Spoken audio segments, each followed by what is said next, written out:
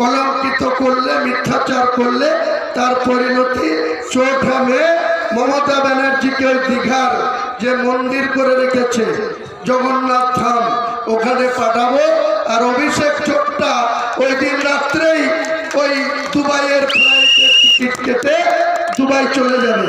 এখানকার তৃণমূলের যারা মস্তান হয়েছে, যারা কন্টেস্ট করছে, তারা সেদিন কোথায় থাকে আমরা সেদিন দেখব। একথা বলে সকলকে আর একবার সালাম আদাব জানিয়ে, নমস্কার জানিয়ে, শ্রদ্ধা জানিয়ে আপনাদের কাছে আমি বিদায় নিচ্ছি।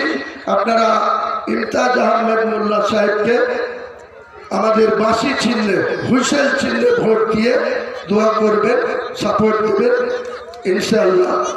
নারায়ে তাকবীর, নারায়ে তাকবীর। বাঁশি চিহ্নে ভোট দিন, হুইসেল চিহ্নে ভোট দিন। জয় হিন্দ, বন্দে মাতরম।